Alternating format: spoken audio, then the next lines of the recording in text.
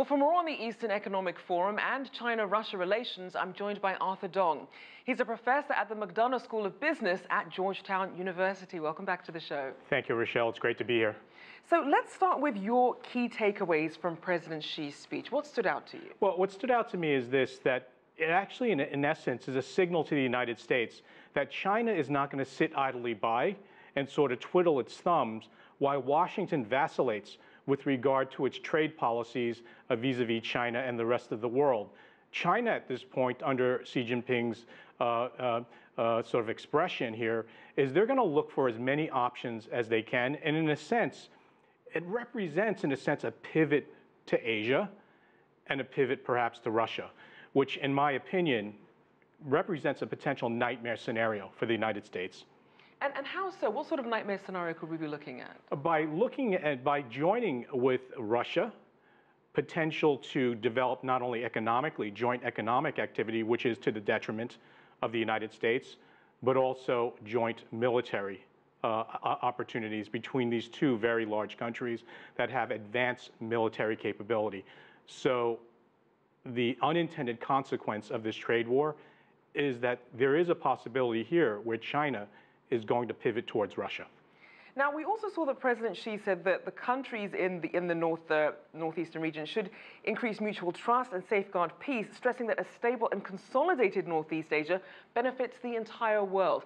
How does what happens in this region affect the rest of the global economy? Well, it's a very large region representing a very large portion of global GDP. It has the world's most populous nations within this region, and it is, from a GDP standpoint, perhaps the most dynamic part of the world right now. So what happens in East Asia and Asia in general has a great deal of influence in terms of the directionality of the global economy. And there certainly wasn't a forum, even though it's an economic forum, that just focused on the economy. There was also, President Xi stressed about the cultural exchanges. How important is that when it comes to an overall relationship? I think it's very important because, first of all, it all starts with these sort of soft power arrangements, building relationships, opening dialogues, building trust. A lot of it has to do with these human exchanges as well as these cultural exchanges, which sets the foundation for what's going to happen further down the road. Now, as we know, China is now the largest trading partner of Russia's Far East and also its largest source of investment. What areas did they cooperate on to get to this point? I think what you see is Russia is a very large potential untapped economy.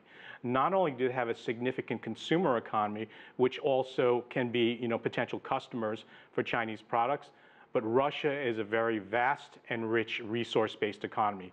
Oil, natural gas, timber, mineral, all of these essential elements that can power the Chinese economy and can be, in a sense, offer bilateral mutual trade arrangements beneficial to both economies.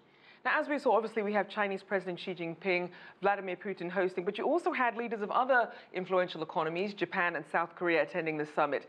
Now, what will be key to ensuring that some of the geopolitical disputes are resolved in a way that doesn't jeopardize the economic relationship in the region? Well, that's one of the key issues that are confronting the United States and China about these sort of boundaries that have been established in the South China Seas, the Belt and Road Initiative, which has drawn some concern, and certainly drawing away traditional American allies, kind of pulling them away from the orbital pole of the United States.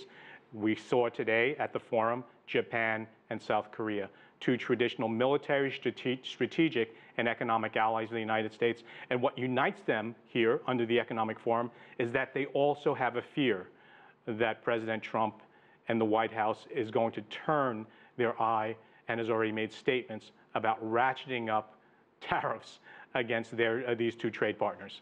Now, as we're seeing these more protectionist stances from the US and some of its allies, how important is solidarity in Northeast Asia in offsetting some of these concerns? Well, it's ironic because now the Trump presidency and the Trump White House is sort of creating a community of interest amongst these East Asian states that traditionally have had difficulties as well as disputes against one another from a historical and economic point of view, and now they're finding commonality. And the commonality is around the closure of the American mindset with regard to this issue of trade. And so now they're finding welcome arms and maybe a sort of common interest in thinking about their own options, both Japan and South Korea, and finding greater unity with China. All right, well, always good to have you on. Thank you for your insights. Professor Arthur Dong there from Georgetown's McDonough School of Business.